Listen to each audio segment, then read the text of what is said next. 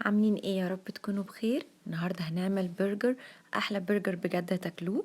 احسن بكتير وانضف بكتير من اللي بنشتريه من بره، ما يفرقش حاجه في الطعم، بل احلى بكتير. لو اول مره بتتابعوني ما تنسوش تشتركوا في القناه وتعملوا لايك وشير للفيديو. تحفه. يلا بقى نبدا الفيديو بتاعنا.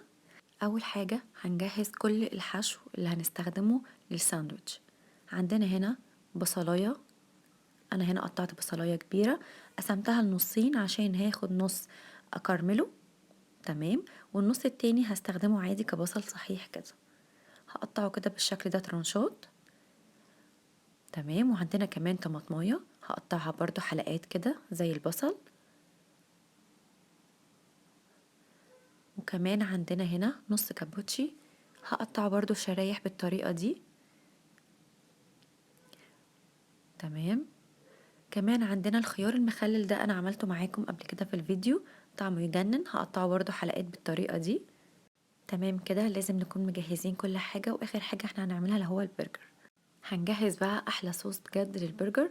عندنا هنا اخدت ربع من الخيار المخلل، قطعته صغير جدا كده زي ما انتوا شايفين، وحطيت معلقتين كبار من الكاتشب. كمان هحط معلقتين كبار من المايونيز ومعلقة كبيرة من المسترد. الصوص ده بجد تحفة جدا في الساندوتشات وفي البرجر، يعني ممكن تستخدموه لكذا حاجة. الخيار المخلل مع الكاتشب مع المايونيز مع المستردة، حاجة كده تحفة. وادي كمان الصوص عندنا خلاص بقى جاهز. تمام. نيجي بقى للحمة المفرومة اللي عندنا. ده نص كيلو من اللحمة المفرومة. اللحمة المفرومة اللي هنستخدمها للبرجر بيكون فيها نسبة من الدهون، يعني مش كلها قطعية لحمة حمراء. تمام.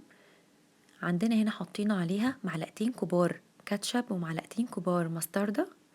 بس كده سهلة جدا، ما فيهاش اي حاجة. مش هحط عليها اي توابل خالص. هقلبهم بقى كويس جدا كده، هقعد كده كأني بعجن فيهم لحد ما الاقي الأنسجة بتاعتها بالشكل ده. هنشكل بقى البرجر بتاعنا. عندنا هنا مكبس بتاع البرجر، لو مش متاح عندكم ممكن تشكلوها عادي على ايديكم، وممكن كمان تستخدموا معلب الجبنة المثلثات. هنقطع بقى اكياس تلاجة بالشكل ده، هحطها بالطريقة دي عشان اللحمة المفرومة ما تلزقش في المكبس. تمام. وهقسمها بقى كده على هيئة كور. النص كيلو لحمة طلع معايا 6 برجر. تمام، يعني قسموها على 6. هخلص بقى كل الكمية اللي عندي بالشكل ده، سهلة جدا ومخدتش اي وقت خالص. تمام.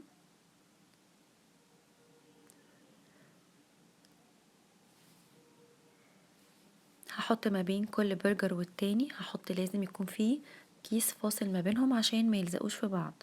خلاص كده خلصناهم. يا دوبك انا ريحتهم في التلاجة بس على الشبكة ربع ساعة او نص ساعة على حسب الوقت اللي عندك.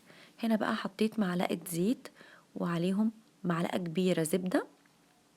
النص بصلاية اللي احنا قطعناها وسبناها على جنب قلت لكم هكرملها. هنا اهو انا هكرملها. حطيت بس رشة سكر ورشة ملح ورشة فلفل، يعني حاجات بسيطة كده. هفضل بقى اقلب في البصل بالشكل ده لحد ما يتكرمل معانا عشان نحطه في الساندوتش بيبقى تحفة. تمام كده خلاص هنشيله. هكمل بقى باقي الخطوات في نفس الصينية. هحط معلقة زبدة، هنزل بالعيش الكايزر كده بالطريقة دي. انا فاتحاه بالمقص عادي، سايبة بس جزء متشبك ببعضه. تمام، عشان اعرف احمره كده. تحفة.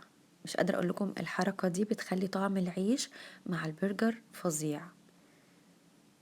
تمام. اول ما ياخدوا لون معانا خلاص بشيلهم على طول. التركات البسيطة دي بتدي طعم حلو جدا للبرجر، واهم حاجة ان احنا نجهز كل ده قبل ما نحمر البرجر بتاعنا. اخر حاجة بقى هنعملها، هنحط معلقة زبدة كبيرة وهحمر البرجر بقى. هسخن الزبدة كويس جدا كده في الصينية، وهنزل بالبرجر كده. تمام. هوسع بقى المكان شوية. هحط بقى رشة ملح ورشة فلفل من فوق كده، حاجة بسيطة كده. احنا طبعا ما تبلناهاش خالص، احنا يدوبك حطينا الكاتشب والمستردة. مش قادرة اقول لكم طعمه بجد ما يفرقش خالص بجد عن اللي بنجيبه من بره، وطبعا انضف واحلى بكتير. ورشة كمان على الجنب التاني ملح وفلفل، ما ننساش الملح والفلفل على الجنبين، اهم حاجة اوعوا تنسوه. تمام. هنا البرجر كان استوى وكان تحفة. طبعا اثناء التسوية احنا مش بنضيف له اي مية خالص، هو بيسوي نفسه بنفسه لان هو اصلا فيه نسبة دهون زي ما اتفقنا. خلاص بقى هنشيله كده، هنطلع بقى كل الكمية. خلاص احنا كده كل حاجة بقت جاهزة عندنا، طلعنا البرجر وطلعنا العيش وجهزنا الخضار بتاعنا والصوص. يلا بقى نجهز احلى برجر. اول حاجة هحط طبقة كده من الصوص اللي احنا عملناه مع بعض، وهحط واحدة من البرجر، هحط بقى كابوتشي وهحط خيار مخلل، وكمان حطيت طماطمايه وحطيت من البصل المكرمل، واحط كمان من الصوص تاني. تحفة، كان طعمه خطير. هعمل كمان واحد معاكم، هحط طبقة كده من الصوص وكابوتشي، وهحط طماطم، واحط بصل اللي هو الصحيح التاني.